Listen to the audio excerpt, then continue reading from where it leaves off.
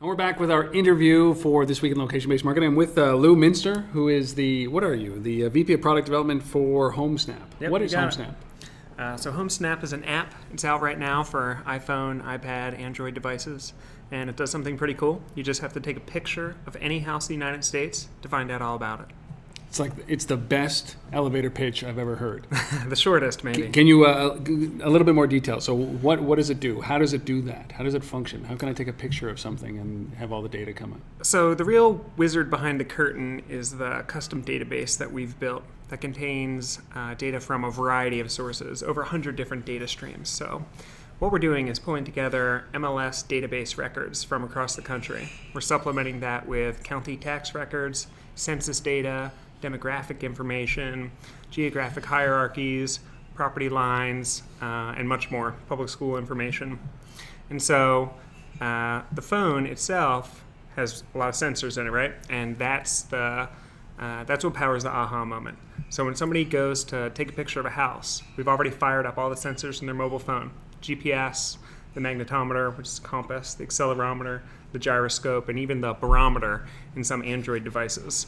And so the moment that they take the picture, we capture all that sensor data, and that's how we figure out where the person's standing, which direction they're facing, how the phone is articulated in their hand, and it's by building up that mathematical model that we can interpolate the house that they're seeing in the viewfinder.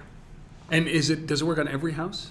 Every house, for sale or not. You're going to get some data on every house, right? Yep. Maybe not all the data, but some data on every house. Right, that's true. If the house is for sale, the data is much more rich. You can see interior photos, pricing history, agent information, and much more. But for any house, you'll see the basic facts, bedrooms, bathrooms, the tax assessment, the property polygon, the schools, and not just the nearby schools, but the actual school that your child would go to. So we figured out a way to access school attendance zones, and then we built an algorithm to do point and polygon math. Then we crawled through every house in the United States to figure out which school districts that house belongs to. So when you snap a house with HomeSnap, you'll actually see that's the elementary school, my kid would graduate, go to this middle school, graduate, and go to this high school. So your elevator pitch just tells you literally about everything about that house that you could ever imagine would be available to you at that moment. Well, I mean, there's a lot more information that's not accessible to us. But one of the good things about HomeSnap is it's like a positive feedback loop. So the more people take pictures, the more pictures are available. So frequently, if you're looking at some random house, you could access the Google Street View. Mm-hmm. But if you tap into HomeSnap, you might be able to see a picture from the wintertime that somebody took last year, a picture one day when it was raining, a picture when a renovation was going on, and a picture of the current day. So what was the inspiration? Why do this? There had to be this moment for you where you're looking at a house, maybe, I don't know, you wanted some information on it. Like, what made you build this? So before we even launched the app, we had a real estate website. And one of the things that we discovered was Google was sending us a lot of traffic for people doing address keyword searches. So people were searching for a specific address. And thinking about it, that meant people were in the real world. They saw a house that they liked. They wrote down the address. They went home. They got in their computer. They punched in Google. And that's how they found HomeSnap. And so we tried to figure out a way to improve that workflow. And at the time, we were obsessed with Shazam, right? The music identification app. Mm-hmm. We were like, is that really possible to do with houses? Could we boil it down to a single tap operation? And so that was the cathartic moment. And so over time, we've added more product features and more data sources, but it's still that fundamental workaround of getting information while you're standing on the sidewalk in real time that gets people to hear about the app, make a habit out of using the app, and tell their friends about the app. Why would they use it? So they're either moving into a neighborhood, they're interested in what their value of their neighbor's house is. What are some of the use cases for this? Well, there's many Stalking. more use cases than we initially anticipated. What's the weirdest one?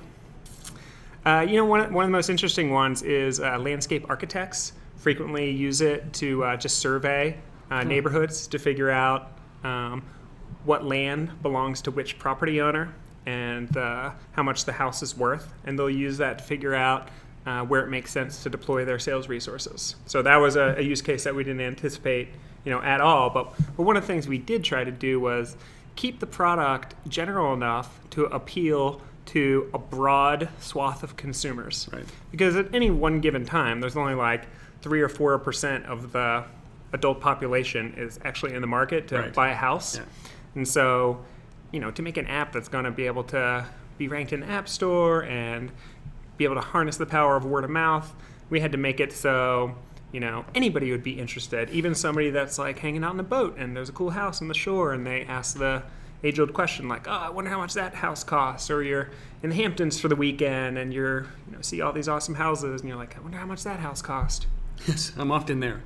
But what about, like I think about it from other business standpoints, right? So like roofers, right? So they might look at the average age of a house and try to understand what neighborhood that they should be attacking for their work. Do you kind of see those kind of scenarios panning out as well? Roofers in particular doesn't resonate, but I'm sure there's been a roofer that's used the app. One of the segments that where there is a lot of power users is hedge funds who are snapping up a lot of distressed residential real estate. And so there's a lot of social features built into HomeSnap. There's basically like a news feed. Yep. You can think about like the Instagram news feed. So when you make connections inside of the app, every time you snap a house or favorite a snap or write a comment on a snap or recommend a snap to somebody else, that goes into your news feed. And so everybody in your network can see that. So it turns out to be really useful for teams of people that are out scouting a neighborhood. We built that feature so that a husband and wife could keep in touch with each other. Yeah. But it turns out there's a lot more use cases than that. What about when you look at this? What about privacy? This is all publicly available data, but it's all data that's available in disparate sources. Do you worry about privacy backlash? We don't associate any personal information. No. But if I see you walking into the house, right? There's an association. I could walk by, see the person walking into the house. There's kind of that association by a visual association that they live in that house. And like there's this house that I always drive by when I go to work. And I love it. It's a beautiful house. It's right on the river. And I've always wanted, I got to know who lives. Same thing. It's far out of my bracket. But I see the people walking into the house. Mm-hmm. And, I recognize them now. And now I can go and use your application to find out how much they paid for their house. Yes. I'm coming for you. Yeah. And you'll see the photos that were used the last time that the house was sold. Yeah. If it's within 2 years. That's when we can show you the pictures. So a lot of the data in HomeSnap is publicly available. Yeah. But there's other data that is not publicly available. And so when you download HomeSnap, one of the things that you have to do is create an account. And we need you to create an account because we're operating as a real estate brokerage. And that's how we can show you all the sold information. So Gotcha. Sold prices, contract prices, price It's cut very smart. history, It's very days smart. on market. It's that kind very of thing. smart. And then do you aggregate this data, the houses that people are looking at from an anonymous standpoint, and do you do any kind of data analysis on broader neighborhood or citywide data analysis? We do. I mean, we're a big data play, Yeah. at heart, really. So we've pulled together all this information, and it is a treasure trove. And so one of the challenges is figuring out how to surface the value in that data. And so we've done a bunch of different experiments. One of the things you can check out on the web is we do these weekly automated news reports for every zip code, neighborhood, city, and county in most of the United States, about 50%. And so we partner with another company to do natural language processing, but kind of in reverse. So we're not listening to language and turning it into words. We're taking raw statistics and then turning that into a story. And so it's interesting because it wouldn't be financially or economically feasible to hire journalists to write a news story about, 22192, a zip code with 300 houses inside of it. But because we're doing it in an automated fashion, it spits out a 100-word synopsis on a weekly basis. And if you want to keep tabs on that zip code, it's a pretty easy way to just, read through it and get a quick understanding. Very, very cool. We send people to homesnap.com. HomeSnap.com. Lou, thank you so much. Appreciate your time. Yeah, thank you very much.